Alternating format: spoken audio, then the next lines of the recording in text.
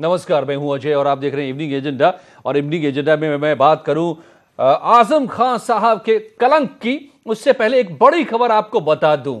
Supreme फटकार के बाद अब इलेक्शन कमीशन की नींद खुल चुकी है, जाग गया है इलेक्शन कमीशन और बड़ा फैसला, बड़ी कार्रवाई हुई है दो हस्तियों पर, मायावती पर और योगी आदित्यनाथ पर। योगी आदित्यनाथ पर 72 घंटे बोलने पर रोक लगा दी गई है कल सुबह 6 बजे के बाद से, और मायावती पर 48 घंटे के लिए रोक है। योगी आदित्यनाथ इस दौरान नहीं कर पाएंगे चुनावी प्रचार, ना ही मायावती कर पाएंगी 48 घंटे तक। कल सुबह 6 बजे से अगले 48 घंटे तक मायावती और 72 घंटे तक योगी आदित्यनाथ। दोनों के विवादास्पद बयान पिछले दिनों सामने आए थे, इस पर उनसे कारण भी पूछा गया था, सिर्फ ईसी तक मामला भी पहुंचा था और उसके बाद ये बड़ी कार्रवाई हुई है। तो बड़ा संदेश है तमाम सियासतदान के लिए कि जरा संभल के चुनाव मैदान में बोले, लेकिन क्या पहले सोच लें। आइए अब लोग करते हैं।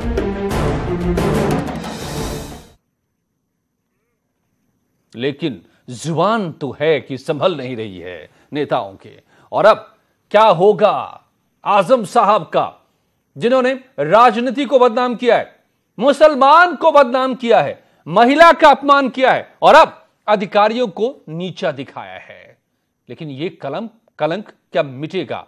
क्या विवादे आजम पर होगी कोई कार्रवाई? क्या मुलायम और अखिलेश बचाएंगे सम्मान? आज का बड़ा सवाल मैं पूछूंगा मेहमानों से, लेकिन पहले सुनिए आजम खान का वो बयान और लोगों की इस पर प्रतिक्रियाएं। 10 बरस जिसने रामपुर वालों का खून पिया, लहू पिया, जिसकी उंगली पकड़कर हम रामपुर में लेकर आए, रामपुर की गलियां, रामपुर की सड़कों की पहचान कराई, किसी का कांधा नहीं लगने दिया उसके शरीर से, आप गवाही दोगे। कांधा नहीं लगने दिया, छूने नहीं दिया, गंदी बात नहीं करने दी। आपने 10 साल अपना प्रतिनिधित्व कराया। रामपुर वालों, उत्तर प्रदेश वालों, हिंदुस्तान वालों, उसकी असलियत समझने में आपको 17 बरस लगे। मैं 17 दिन में पहचान गया कि इनके नीचे का जो वो खाकी रंग का है। हद पार कर दिया, लक्ष्मण रेखा पार कर दिया इसने। अब मेरे लिए कोई भाई नहीं है। आज मैं भाई मान के उनके लिए सब कुछ मैंने सहने का काम किया था, अब बर्दाश्त खत्म हो गया है और लोग, जनता जो है वो बताएगी। अभद्र टिप्पणी जब एक महिला पर होती है तो पूरा समाज अपमानित होता है। जो नेता मंच पर बैठ के ठहाके लगा रहे थे, ये अपमान उनके घर की बहनों का भी है। समाज इस अपमान को माफ नहीं करेगा। आज एक हिंदुस्तान की साधारण महिला होने के नाते कहना चाहते हैं, ये समाजवादी पार्टी की सोच और उनके संस्कारों को भी प्रदर्शित करता है। उन्होंने कहा कि दूसरे आरएसएस के कपड़े पहन के रहते हैं। उन्होंने किसी और के बारे में कहा था, हम समाजवादी लोग हैं, कभी हम महिलाओं के प्रति और बेटियों के प्रति कभी भी कोई भाषा का इस्तेमाल नहीं करते। मैं समझती हूँ कि ये शर्म की बात है कि इस तरह का बयान दिया और हिम्मत हुई कि इस तरह का बयान दे। किसी के खिलाफ ऐसा बात करना बहुत ही घटिया सोच है। इससे मालूम पड़ता है कि उनका किस किस्म के आदमी होंगे वो। इस प्रकार के आपत्तिजनक शब्दों का प्रयोग करना ये बहुत ही निंदनीय है और इतने बड़े नेता के मुंह से किसी भी महिला के लिए, किसी भी पार्टी की महिला के लिए इस प्रकार के शब्दों का प्रयोग करना अच्छी बात नहीं है। तो औरत को भोग्या मत समझो, लेकिन औरत का दुर्भाग्य भी यही है, औरत ने जन्म दिया मर्दों को, मर्दों ने उसे बाजार दिया। जब जी चाहा मसला को सुना, जब जी चाहा दुत्कार दिया। जी, ये आपने सुनी बात आजम खान साहब की। मेरे साथ तमाम मेहमान जुड़ गए हैं। साधना जग्गी सामाजिक कार्यकर्ता हैं, शबनम पांडे बीजेपी के प्रवक्ता, रोली मिश्रा जी हैं एसपी की प्रवक्ता और डॉक्टर उदिता त्यागी सामाजिक कार्यकर्ता। स्वागत है आप सभी का। रोली मिश्रा, अब तक समाजवादी पार्टी का हिस्सा कैसे बने हुए हैं आजम खान साहब? क्या समाजवादी पार्टी को यह कलंक नहीं नजर आ रहा है? अखिलेश यादव इसको डिफेंड करने उतर आए हैं।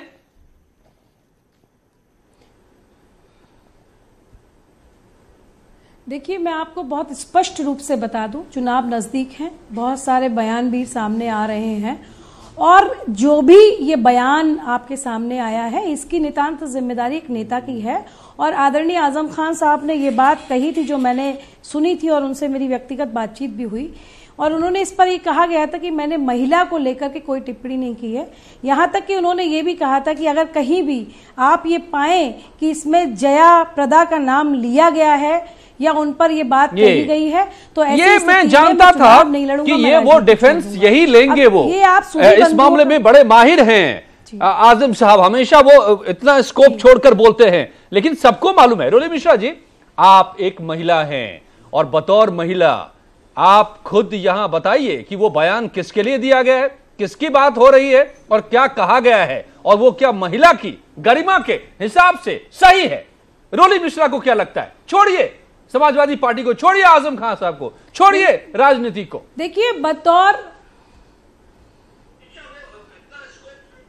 देखिए समाजवादी पार्टी की प्रवक्ता से पहले मैं एक महिला हूं, मैं भी 2 बेटियों की मां हूं और यस नार्यस्तु पूज्यते रमन्ते तत्र देवता की पृथ्वी पर कहीं भी कोई भी महिलाओं के लिए अपमानजनक बात नहीं होनी चाहिए, चाहे वो इस सूबे के प्रधानमंत्री सुनंदा पुष्कर के लिए करोड़ों की गर्लफ्रेंड कहें, चाहे कुलदीप सेंगर भारतीय जनता पार्टी का महिलाओं के साथ बलात्कार करके अट्टहास करे और उनके पिताजी को मारे, चाहे वो कोई भी ऐसा व्यक्ति हो, उस पर ये बात नहीं होनी चाहिए। लेकिन जब आप यहाँ आकर के डिबेट करते तो मुझे लगता है कि एक नितांत जिम्मेदारी आजम साहब की बनती थी। देखिए, मैं आपको एक बात घटना आपको याद दिला दूं और बहुत विनम्रता के साथ आपको ये घटना मैं याद दिला रही हूं कि हमारी सरकार में मंत्री थे राजाराम पांडे जी। उन्होंने महिला को लेकर के कोई बहुत अभद्र टिप्पणी नहीं की थी। उन्होंने कहा था सड़कें मुझे महिला के गाल की तरह चाहिए, तो उसी दिन तत्काल अखिलेश यादव जी ने जो हमारे राष्ट्रीय अध्यक्ष थे उनको बर्खास्त किया था पार्टी उस मंत्रालय से और उनसे ये बात कही थी कि महिलाओं के सम्मान के लिए आज क्यों इतनी देरी हो गई और कोई भी क्योंकि आज वोट चाहिए और वोट इस तरीके से हासिल होगा क्या? दूसरा मैं आपको अजय जी एक बात और बता दूं, मैं लौटूंगा रोली मिश्रा जी आपके पास। दूसरी बात मैं आपको एक बात और बता दूं कि इसके अलावा कि जब भी बात हुई कुलदीप सेंगर को हम लोगों ने हटाया पार्टी से, ऐसी हमारे पास खबर आई। गायत्री प्रजापति की तरफ कभी मुड़ करके नहीं देखा राष्ट्रीय अध्यक्ष जी ने, उनको हटाया, मंत्रिमंडल से बर्खास्त किया। हमारे पास तमाम ऐसी चीजें हैं जो हमने ली और नजीर प्रस्तुत की कि महिलाओं के सम्मान के लिए क्या होना चाहिए। आज इतनी देरी क्यों रोली जी? मैं पक्ष रखना चाहती हूँ, शबनम मांडे का जवाब मैं लौटूंगा आपके पास। पक्ष रखना चाहती हूँ। देखिए, बार बार जिसने ये बयान दिया है वो बार बार ये बात कह रहे हैं, जिसने ये बयान दिया बार बार ये बात कह रहे हैं कि मैंने महिला को लेकर के ये बयान नहीं दिया है। और हमारे राष्ट्रीय अध्यक्ष जी ने भी ये बात कहा कि जिस बात को तोड़ मरोड़ के पेश किया जा रहा है वो बात ऐसी नहीं है। उन्होंने आरएसएस के लोगों के लिए बात की है और आपको ये बात पता है कि अमर सिंह जी ने अपना घर भी आरएसएस को दे रखा है। मिश्रा जी देखिए, एक बात समझ लीजिए, तकनीकी तौर पर अपने आप को बचाने के लिए चाहे वो जो डिफेंस ले लें खुद आजम खान साहब चाहे अखिलेश साहब, मगर दुनिया जान रही है कि वो क्या बोल रहे हैं, दुनिया जान रही है। शबनम पांडे, दिक्कत यहां पर यह भी है कि कोई एक व्यक्ति का विशेषाधिकार नहीं है कि वो बार बार विवादास्पद बयान देता है। ये राजनीति की, सियासत की फितरत ही कुछ ऐसी हो गई है। अभी कुछ उदाहरण गिना दिए रोली मिश्रा ने भी।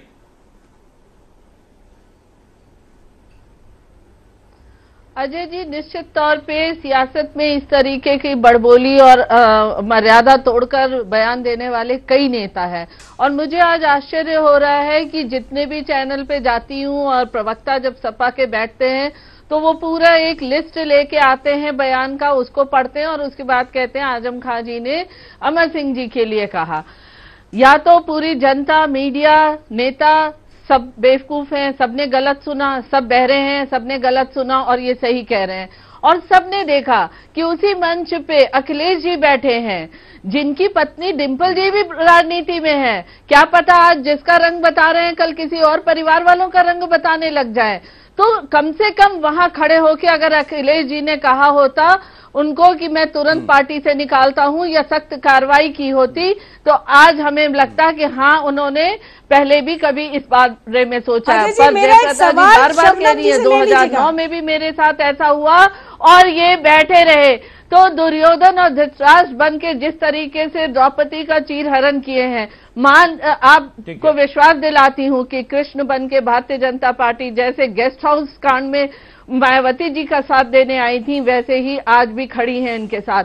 लेकिन दुख इस बात का है कि महिलाओं को इस तरीके से अपमानित करते हैं, और सबसे बड़ी बात बार बार कहते हैं कि मैं उनको छूने नहीं दिया। क्या आपकी जागीर है महिला?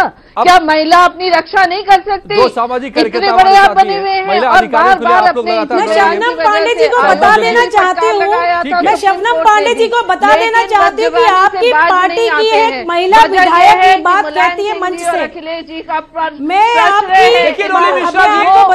कम से कम मैं इस मुद्दे पर ये नहीं चाहता कि हमने उन्होंने ये किया तो हमने ये किया, हमने ये किया इसलिए सही क्योंकि इन्होंने वो किया। ये मेरी कमीज तुम्हारी कमीज कम गंदी, ये वाली बहस आज नहीं चलेगी। आज ये बहुत ही सीरियस इशू है, बहुत सीरियस इशू है, पॉलिटिक्स में। सुन लीजिए आप दोनों सुन लीजिए। ऑडियो डाउन आप लोगों के कुछ देर के लिए, मेरे पास बिल्कुल कम वक्त है। डॉक्टर उदिता त्यागी, महिलाओं के अधिकारों के लिए आप लड़ती हैं। महिलाएं राजनीति में अगर बहुत कम दिखाई देती हैं तो शायद इस मानसिकता की वजह से भी। ये बिल्कुल आप सही कह रहे हैं जी। और दुख की बात यह है कि दोनों जो पार्टी के प्रवक्ता हैं वो आपस में प्रत्यारोपण, जो एक दूसरे पर आरोप प्रत्यारोप लगा रहे हैं, वो मुझे लगता है ठीक नहीं है, क्योंकि महिला के सम्मान की बात है, महिलाओं की बात है। रोली जी जिस तरह से उनको कह रही हैं कि उन्होंने आदरणीय आजम खान जी ने कहा ही नहीं है, मुझे लगता है आदरणीय शब्द उनके लिए बिल्कुल उचित नहीं है इस तरह से इस समय पर। हमें अच्छा लगता है डिम्पल जी बाहर आती, हमें अच्छा लगता है मायावती जी इस बारे में बात करती हैं कि भाई ये गलत बोला है, ये गलत कहा गया है। मुझे लगता है कि कहीं ना कहीं अब राजनीतिक पार्टियों को महिलाओं के प्रति अपनी एक जवाबदेही तय कर लेनी चाहिए, बिल्कुल कर लेनी चाहिए। और ये निश्चित होना चाहिए कि एक अच्छा सुखद और बढ़िया माहौल उन महिलाओं को मिले जब वो राजनीति में आए। आप ये सोचिए, इस तरह से इतनी भद्दी बात अगर मंच से कोई इतना बड़ा नेता कर रहा है तो कितनी महिलाएं ऐसी डिस्करेज आज होंगी जो सोचेंगी कि हम राजनीति में जाएंगे तो हमारे साथ भी यही होगा। तो मुझे लगता है कि कहीं ना कहीं इस तरह एक दूसरे पे आरोप प्रत्यारोप लगाना कि तुम्हारे वाले ने कहा था, मेरे वाले ने कहा था, इससे कोई फर्क नहीं पड़ता। देश भर की महिलाएं इसको देख रही हैं। कैसे बनेगी ये कलंक, कैसे मिटेगा? ऐसे नेताओं के लिए हमें और समाज को क्या सोचना करना चाहिए, कैसे जवाब देना चाहिए? सबसे पहले तो मैं ये कहना चाहूंगी कि तुरंत अखिलेश जी को उनको बर्खास्त कर देना चाहिए, तुरंत उनको पार्टी से निष्कासित कर देना चाहिए। हम जिस व्यक्ति को हमारी कला के विषय में, भारत हमारा कला प्रधान देश है, परंपराओं के लिए मशहूर है, अपनी संस्कृति के लिए मशहूर है, वैजयंती माला जी को इंटरनेशनल इतने सारे अवार्ड मिले हैं, उनको पद्म भूषण दिलीप कुमार जी को मिला, पद्म श्री अवार्ड मिला, हेमा जी रोज इंटरनेशनल अवार्ड ले रही हैं, और उन्होंने उनको नचनिया बोला है, नचनिया शब्द का प्रयोग किया है कि वो नाच स्कूल, मैंने खुद अखबार में कल के पढ़ा कि मैं नाच स्कूल नहीं चलाता हूं, मैं कॉलेज और यूनिवर्सिटी चलाता हूं, वो नाच स्कूल चलाती हैं। This is ridiculous. I mean कोई भी महिला इसको बर्दाश्त, इससे ज्यादा अपमान क्या हो सकता है एक भारत में रह के, जो एक कला प्रधान देश। अभी मैं यूरोप गई हुई थी, वहां जब लोगों को पता चला मैं इंडिया से आई हूं तो वो लोग बार बार ये पूछ रहे थे कि वहां के तो वहां जैसा नृत्य है जो आपका ये विरासत है, जो बनारस घराना है हमारा और जो कथक घराना है और भरतनाट्यम है, उसको अगर यहाँ कोई चलाए तो उसको देखने लाखों लोगों के शोज लोग पहुंच जाते हैं देखने के लिए, और उनके लिए इन अपमानित शब्दों का प्रयोग किया। और एक बार आजम खान जी को निकाल भी दिया गया था पार्टी से, उसके बाद पता नहीं कैसे इनको माफी मांग के ये वापस आ गए। और ये तो देखिए राखी का अपमान है। जया प्रदा जी इनको भाई बोलती हैं, और आपको सबको बताने की यहाँ क्योंकि समय का अभाव है, तो आपको भी लगता है कि साधना जी की इन्होंने जया जी के लिए या महिलाओं के लिए कुछ कहा ही नहीं है? अब जो डिफेंस लिया जा रहा है, आपको लगता है ऐसा?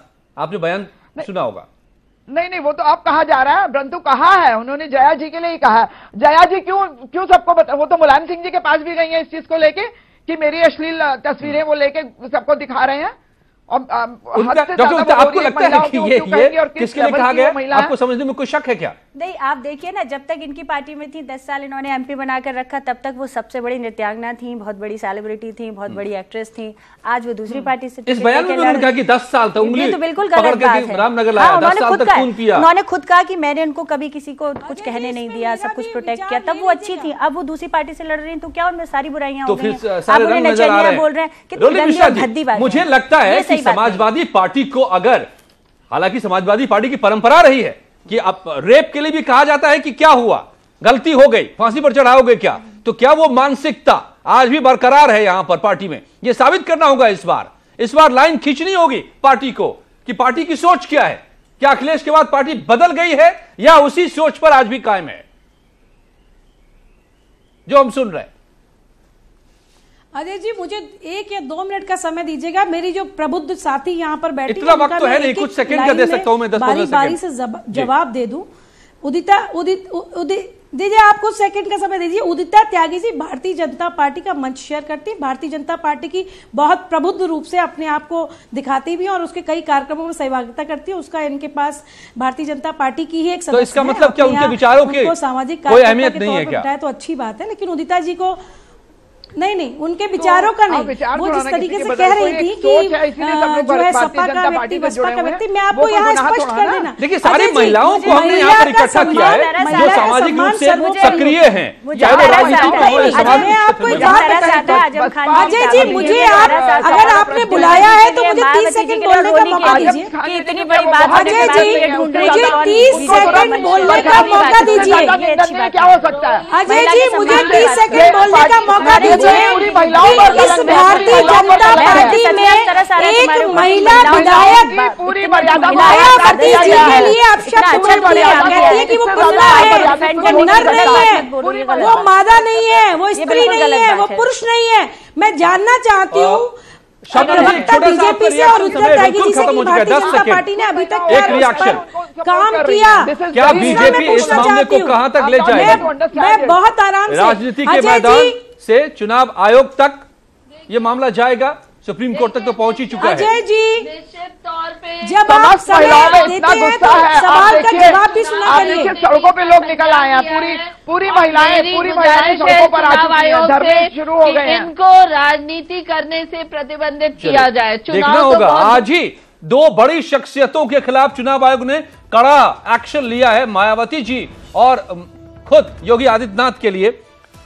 कल से दोनों की जुबान बंद होगी अगले 48 और 72 घंटों के लिए। अब क्या होगा आजम खान के खिलाफ इस बयान के बाद देखना होगा, लेकिन राजनीति में वो लकीर अब खींची जानी चाहिए कि कहां मर्यादा है और किसको उसके हद में रहना है, किसको उसके पार जाना है। धन्यवाद आप सबका जुड़ने के लिए मेरे साथ इवनिंग एजेंडा में। जारी है यहां खबरों का सिलसिला।